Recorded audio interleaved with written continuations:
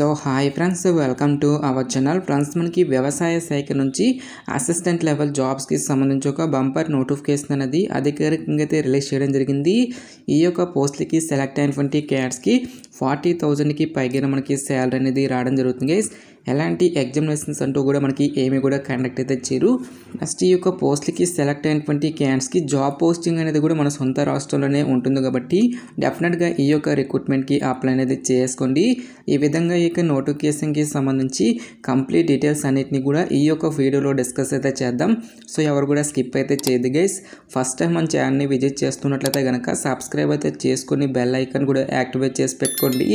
ఇంకా ఎవరైనా వీడియోని లైక్ చేయనట్లయితే కనుక డెఫినెట్గా వీడియోని లైక్ చేసేటువంటి ప్రయత్నం అయితే చేయండి guys. Okay, let's start the video. So ఇక నోటిఫికేషన్ ద్వారా భర్తీ చేసినటువంటి పోస్టులకి సంబంధించి first of all age limit విషయానికి వచ్చేట్లయితే కనుక సో మీకు మినిమం ఏజ్ అనేది 21 ఇయర్స్ అయితే కంప్లీట్ అయి ఉండాలి.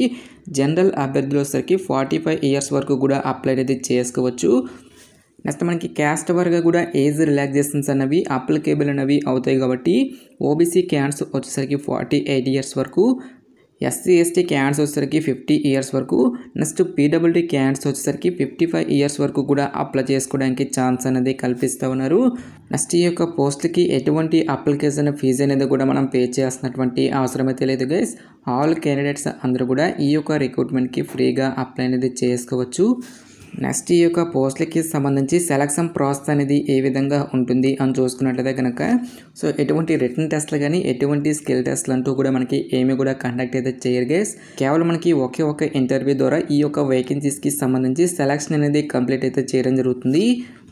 నెక్స్ట్ ఈ యొక్క పోస్టులకి సంబంధించి అప్లికేషన్ ప్రాసెస్ విషయానికి వచ్చేట్లయితే కనుక ఓన్లీ ఆఫ్లైన్లోనే అప్లై చేసుకోవాల్సి అయితే ఉంటుంది. సో ఇక నోటిఫికేషన్కి సంబంధించిన లింక్స్ అన్నిటినీ కూడా వీడియో డిస్క్రిప్షన్లోను కామెంట్ సెక్షన్లో అయితే ప్రొవైడ్ అయితే చేస్తాను గైస్. ఫస్ట్ ఆఫ్ ఆల్ ఈ యొక్క అప్లికేషన్ ఫామ్ అనేది మీరు ప్రింట్అవుట్ అయితే తీసుకొని రైట్ సైడ్లో వచ్చేసరికి మీ యొక్క లేటెస్ట్ పాస్పోర్ట్ సైజ్ ఫోటోగ్రాఫ్ అనేది మీరు ఇక్కడ స్టిక్ చేసిన తర్వాత పొజిషన్ నెంబర్తో పాటు మీరు ఏ పొజిషన్కి అయితే అప్లై చేస్తున్నారో ఆ పోస్ట్ నేము, నెక్స్ట్ బ్లాక్ లెటర్లో మీ యొక్క ఫుల్ నేమ్తో పాటు మీ యొక్క ఫాదర్స్ నేము, నెక్స్ట్ మీ యొక్క డేట్ ఆఫ్ బర్త్తో పాటు మీ యొక్క క్యాస్ట్, కరస్పాండెన్స్కి సంబంధించిన అడ్రస్తో పాటు మొబైల్ నెంబరు, మీ యొక్క ఈమెయిల్ ఐడితో పాటు ఎడ్యుకేషనల్ క్వాలిఫికేషన్కి సంబంధించిన డీటెయిల్స్ అన్నిటిని కూడా మీరు ఇక్కడ 1 by 1 అయితే ఫిల్ చేయాల్సి అయితే ఉంటుంది గైస్. సో ప్రీవియస్గా మీరు ఏదైనా నెట్ స్కోర్ అనేది మీకు ఉంటే కనుక ఎస్ అయితే ఎస్ అని, లేదంటే నో అయితే నో అని చెప్పేసి ఇక్కడ మీరు ఇవ్వాల్సి అయితే ఉంటుంది. నెక్స్ట్ మీకు వర్క్ ఎక్స్పీరియన్స్ ఏదైనా ఉంటే కనుక ఆ ఎక్స్పీరియన్స్కి సంబంధించిన డీటెయిల్స్ అనేవి మీరు ఇక్కడ ఇవ్వాల్సి అయితే ఉంటుంది. సో ఎక్స్పీరియన్స్ అనేది మీకు లేనట్లయితే కనుక ఈ విధంగా మీరు నాట్ అప్లికేబుల్ అని చెప్పేసి మెన్షన్ అయితే చేస్తాను guys. Next 11th serial number కూడా మీరు నాట్ అప్లికేబుల్ అని చెప్పేసి మెన్షన్ చేసేసి డిక్లరేషన్ దగ్గర అప్లికేషన్స్ అనేవి ఏ డేట్ని అయితే సెండ్ చేస్తున్నారో ఒక డేట్తో పాటు ఇక్కడ మీ యొక్క సిగ్నేచర్ అనేది ఇక్కడ చేయాల్సి అయితే ఉంటుంది. సో ఇక అప్లికేషన్ ఫామ్తో పాటు మీ యొక్క ఎడ్యుకేషనల్ క్వాలిఫికేషన్కి సంబంధించిన సర్టిఫికేట్స్, నెక్స్ట్ మీ యొక్క లేటెస్ట్ పాస్పోర్ట్ సైజ్ ఫోటోగ్రాఫ్స్తో పాటు ఓబీసీ క్యాన్సర్ వచ్చేసరికి non creamy layer certificate, next మీ యొక్క లేటెస్ట్ క్యాస్ట్ సర్టిఫికేట్తో పాటు ఎక్స్పీరియన్స్ అనేది ఉంటే అక్కడ సంబంధించిన సర్టిఫికేట్స్, నెక్స్ట్ టెక్నికల్ క్వాలిఫికేషన్కి సంబంధించిన సర్టిఫికేట్స్ ఏవైనా ఉంటే కనుక అక్కడ సంబంధించిన సర్టిఫికేట్స్తో పాటు ఈడబ్ల్యూఎస్ క్యాన్స్ వచ్చేసరికి అక్కడ సంబంధించిన సర్టిఫికేటు, నెక్స్ట్ పీడబ్ల్యూడీ క్యాన్స్ కూడా అక్కడ సంబంధించిన సర్టిఫికేట్ని కూడా మీరు పట్టుకొని వెళ్ళాల్సి అయితే ఉంటుంది. ఈ విధంగా మీకు ఎడ్యుకేషనల్ క్వాలిఫికేషన్కి సంబంధించిన రిలేటెడ్ డాక్యుమెంట్స్ అన్నిటిని కూడా మీరు ఇంటర్వ్యూకి పట్టుకొని వెళ్ళాల్సి అయితే ఉంటుంది. ప్రతి ఒక్క ఎడ్యుకేషనల్ డాక్యుమెంట్స్ అన్నిటిపై కూడా సెల్ఫ్ అటెస్టేషన్ అంటే మీకు సైన్ అనేది కంపల్సరీగా చేయాల్సి అయితే ఉంటుంది గైస్. సో ఇక సర్టిఫికేట్స్ అన్నిటిని కూడా పట్టుకుని నోటిఫికేషన్లో ఇక్కడ ఇచ్చేటువంటి ఈ యొక్క అడ్రస్కి మీరు డైరెక్ట్గా మీరు ఇంటర్వ్యూస్కి అటెండ్ అనేది అవ్వాల్సి అయితే ఉంటుంది. నెక్స్ట్ ఈ యొక్క పోస్టులకి సంబంధించి అప్లై చేసుకోవడానికి మీకు ఉండాల్సినటువంటి ఎసెన్షియల్ ఎడ్యుకేషనల్ క్వాలిఫికేషన్ విద్య అర్హత విషయానికి వచ్చేట్లయితే కనుక ఈ యొక్క నోటిఫికేషన్ ద్వారా మనకి యంగ్ ప్రొఫెషనల్ 1, యంగ్ ప్రొఫెషనల్ 2 అనేటువంటి ఈ యొక్క ఉద్యోగాలను అయితే రిక్రూట్మెంట్ అనేది చేయడం జరుగుతుంది. First of all young professional 1 ఉద్యోగాలకి సెలెక్ట్ అయినటువంటి క్యాండిడేట్స్కి మంత్లీ వచ్చేసరికి 30,000 వరకు కూడా శాలరీ అనేది పే చేయడం జరుగుతుంది. సో ఈ యొక్క పోస్టులకు వచ్చేసరికి ఎవరైతే computer application, information technology or computer science అనేటువంటి ఈ యొక్క విభాగాలలో బ్యాచిలర్స్ డిగ్రీ అనేది ఎవరైతే కంప్లీట్ చేసినటువంటి క్యాండిడేట్స్ ఉంటారో ఆ యొక్క క్యాండిడేట్స్ మాత్రమే ఈ యొక్క జాబ్స్కి అప్లై చేసుకోవాల్సి అయితే ఉంటుంది. నెక్స్ట్ యంగ్ ప్రొఫెషనల్ 2 అనేటువంటి ఈ యొక్క ఉద్యోగాలకు వచ్చేసరికి మంత్లీ వచ్చేసరికి 42,000 వరకు కూడా శాలరీ అనేది పే చేయడం జరుగుతుంది గైస్.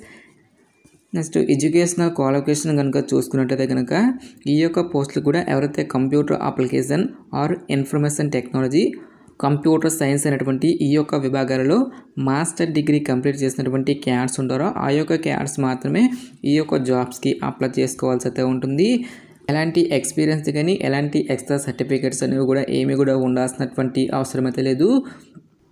సో ఇంటర్వ్యూకి సంబంధించినటువంటి వెన్యూ డీటెయిల్స్ కనుక చూసుకున్నట్లయితే కనుక walk-in interview at 11 hours on February 4th, 2025 at ICAR CRIDA Santosh Nagar Hyderabad 500059 అనేటువంటి ఈ యొక్క అడ్రస్కి మీరు మీ యొక్క ఒరిజినల్ సర్టిఫికేట్స్తో పాటు 1 సెట్ ఆఫ్ జిరాక్స్ కాపీస్ని కూడా పట్టుకొని నోటిఫికేషన్లో ఇచ్చేటువంటి ఈ యొక్క పర్టికులర్ అడ్రస్కి మీరు డైరెక్ట్గా ఇంటర్వ్యూస్కి అటెండ్ అనేది అవ్వాల్సి అయితే ఉంటుంది. సో ఇక పోస్ట్లకి సెలెక్ట్ అయినటువంటి క్యాండిడేట్స్కి జాబ్ పోస్టింగ్ అనేది కూడా మనకు హైదరాబాద్లోనే ఉంటుంది కాబట్టి సో మాకు అర్జెంట్గా జాబ్ నీడ్ ఉంది అనుకున్నటువంటి ప్రతి ఒక్క క్యాండిడేట్ కూడా ఈ యొక్క రిక్రూట్మెంట్కి అప్లై అనేది చేసుకోండి.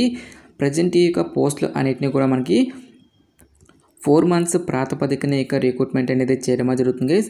సో ఇక 4 months కాంట్రాక్ట్ పీరియడ్ అనేది కంప్లీట్ అయిన తర్వాత ఫర్దర్గా కంపెనీ యొక్క రిక్రూట్మెంట్స్ని బట్టి నెక్స్ట్ మీ యొక్క పర్ఫార్మెన్స్ని బేస్ చేసుకొని ఈ యొక్క టర్మ్ అనేది ఎక్స్టెండ్ చేసేటువంటి ఛాన్స్ అనేది కూడా ఉంటుంది కాబట్టి డెఫినెట్గా ఈ యొక్క రిక్రూట్మెంట్కి అప్లై అనేది చేసుకోండి.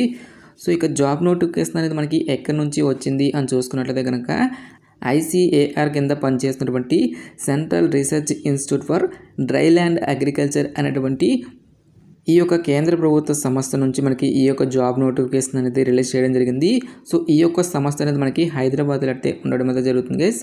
సో ఇక సంస్థకు సంబంధించినటువంటి సెంటర్ అనేది మన యొక్క హైదరాబాద్లో ఉంటుంది కాబట్టి ఇంట్రెస్ట్ ఎలిజిబుల్ క్యాండిడేట్స్ డెఫినెట్గా ఈ యొక్క ఆపర్చునిటీని అయితే యూటిలైజ్ అయితే చేసుకోండి. సో ఇక నోటిఫికేషన్కి సంబంధించినటువంటి లింక్స్ అన్నిటిని కూడా వీడియో డిస్క్రిప్షన్లోనూ కామెంట్ సెక్షన్ అయితే ప్రొవైడ్ అయితే చేస్తాను గైస్. ఇంకా ఇక నోటిఫికేషన్కి సంబంధించి మీకు ఎటువంటి డౌట్స్ వచ్చినా సరే నాకు కామెంట్ సెక్షన్లో కామెంట్ అయితే చేయండి.